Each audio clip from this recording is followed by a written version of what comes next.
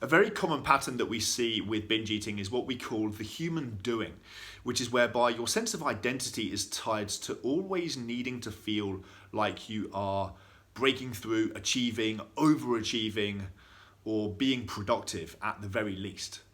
And doing nothing feels like you're being lazy, or you're wasting time, or even like you are being worthless. And so now stopping, slowing down, taking a break, taking care of yourself is nigh on impossible because you feel like a waste of space. So now you're no longer a human being, which is whereby your worth is tied to just being. Now you're a human doing, whereby the only way that you can feel like you're enough is if you're constantly pushing. And the moment that you stop, your mind spirals into negativity. So this is where binge eating comes in. Binge eating gives you the perfect excuse to stop, to switch your brain off, and to zone out and not think for a while.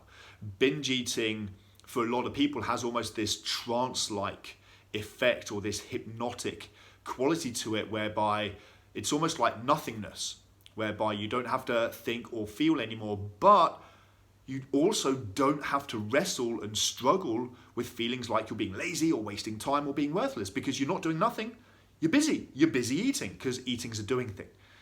So in order to fully and permanently fix this issue, it's vital that we get to the true underlying source of the real issue. Trying to force yourself to take breaks throughout the day, to meditate, to go to a spa on the weekend. Not that those things aren't great things to do, but the chances are you're either not going to stick to it, or it's not going to work anyway because it's not addressing the real underlying issue. So sometimes it's more of a self-worth thing, like I've already described. Sometimes it's more of a certainty thing, whereby you're trying to control things that fundamentally are out of your control. You want to know what's going to happen, when it's going to happen, how it's going to happen before it happens, which of course is impossible. So that leaves you constantly worrying or overanalyzing or overthinking stuff.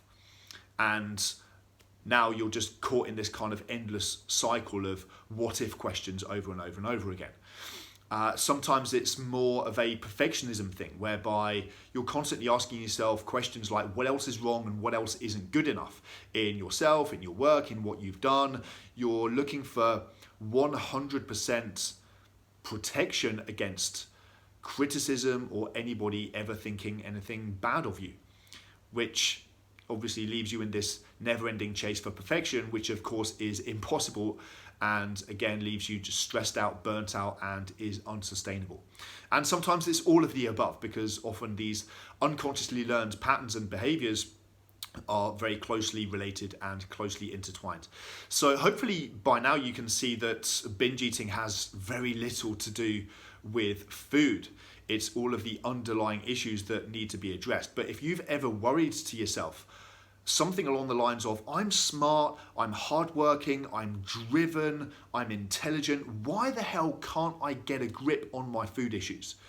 Hopefully this gives you a little bit more clarity now. The chances are that you've never even gotten close to addressing the types of issues that I've been talking about here, certainly not comprehensively or effectively.